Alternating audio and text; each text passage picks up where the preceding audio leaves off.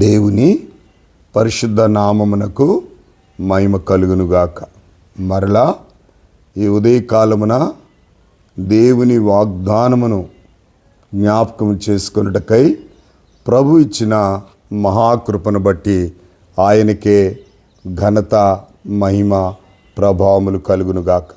ఈ ఉదయకాలము దేవుని యొక్క వాగ్దానము ద్వితీయోపదేశ కాండము 2వ అధ్యాయము 7వ వచనం. నీ చేతి పనులన్నిటిలోనూ నీ దేవుడైన యెహోవా నిన్ను ఆశీర్వదించును. దేవుని నామానికి మహిమ కలుగును గాక. నిజంగా దేవుని వాగ్దానము ఎంతో గొప్పది. కానీ వాగ్దానానికి ముందు కొన్ని విషయాలు ప్రభు చెప్పారు. ఏంటి ఆ విషయాలంటే, మరియు యెహోవా నాతో చెప్పినట్లు మనము తిరిగి ఎర్ర సముద్ర మార్గమున అరణ్యమునకు ప్రయాణమైపోయి బహుదినములు షేయారు మన్యము చుట్టూ తిరిగి ఉంటిమి. అంతటా యెహోవా నాకు ఇలాగు సెలవిచ్చెను, మీరు ఈ మన్యము చుట్టూ తిరిగిన కాలము చాలు, ఉత్తర దిక్కున తిరుగుడి. మరియు నీవు ప్రజలతో ఇట్లనము, షేయరులో కాపురమున్న ఏశావు సంతానమైన మీ సహోదరుల పొరిమెలను దాటి వెళ్ళబోచున్నారు. వారు మీకు భయపడుదురు. వారి మిక్కిలి జాగ్రత్తగా ఉండుడి. వారితో కలహపడొద్దు. ఏలయనగా ఏశావు స్వాస్థ్యముగా శేయీరు మన్యమును నేను ఇచ్చి ఉన్నాను గనుక వారి భూములలోనిది ఒక్క అడుగైనను మీకు ఇయ్యను.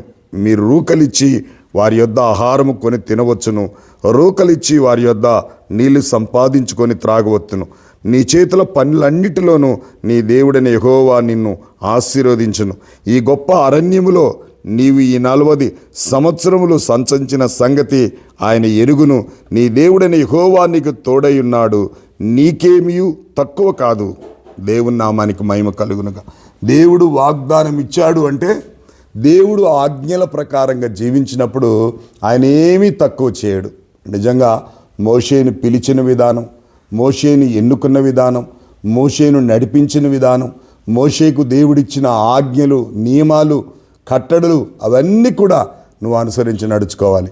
నువ్వు ఈ విధంగా ఉన్నట్లయితే నీకేమీ తక్కువ చేయనంటాడు. అవును ప్రియులారా, ఆనాడు మోషేకే కాదు, మోషే నడిపించిన ప్రజలకే కాదు, మనకు కూడా ఆయన ఏమీ తక్కువ చేయడు. కానీ ఒకటి, ఆయన వాక్యానుసారంగా నడవాలి, ఆయన వాక్యానుసారంగా జీవించాలి, ఆయన వాక్యానికి లోబడాలి. ఆయన చిత్తాన్ని మనం జరిగించినప్పుడు మన జీవితంలో ఏదైనా చేయగలడు. దేవునికి అసాధ్యమైంది ఏదీ లేదు అనే విషయాన్ని నేను మీకు జ్ఞాపకం చేస్తున్నాను. మరి ద్వితీయోపదేశ కాండం అంతా, అంటే రెండోసారి ఉపదేశం. ఈ ద్వితీయోపదేశ కాండములన్నీ కూడా దీవెనలు, ఆజ్ఞలు, శాసనములు. కాబట్టి దేవుని దీవెనలు పొందాలంటే దేవుని ఆజ్ఞలు నడుచుకోవాలి, దేవుని శాసనములు నడుచుకోవాలి. అప్పుడు ధారాళమైనటువంటి దేవుని దీవెనలను మనం పొందుతాము అనే విషయాన్ని నేను మీకు జ్ఞాపకం చేస్తున్నాను. కనుక దేవుని బిడలమైన మనం ప్రతి ఉదయకాలము దేవుని వాగ్దానాన్ని జ్ఞాపకం చేసుకుంటూ వాగ్దాన ప్రకారంగా జీవించినట్లయితే, వాగ్దానము చేసిన వాడు నమ్మదగిన వాడు గనక మనను 30దంతలుగాను, 60దంతలుగాను, 100ంతలుగాను ఆశీర్వదించడానికి సంసిద్ధముగా ఉన్న దేవుడు. కాబట్టి కుడికి ఎడమకు తొలకుండా దేవుని మార్గములు నడిచి దేవుని ఆశీర్వాదాన్ని పొంది తరతరములకు దీవెనకు, మరి ఆశీర్వాదమునకు కారకులు అవ్వాలి. అందుకే అంటున్నాడు, నన్ను దేశించు వారి విషయంలో 3-4 తరముల శిక్ష అన్నాడు. నన్ను ప్రేమించి నా ఆజ్ఞల్లో జీవించే వారికి 1000 తరముల వరకు కరుణిస్తానని చెప్పాడు. కాబట్టి దేవుని కరుణ, దేవుని కటాక్షమునుంది. దేవుని కొరకు ప్రత్యేకించబడి దీవెనలు, దేవుని వాగ్దానాలను స్వతంత్రించుకొని ముందుకు సాగుదాం. అట్టి కృప దేవుడు మనకు అనుగ్రహించునుగాక.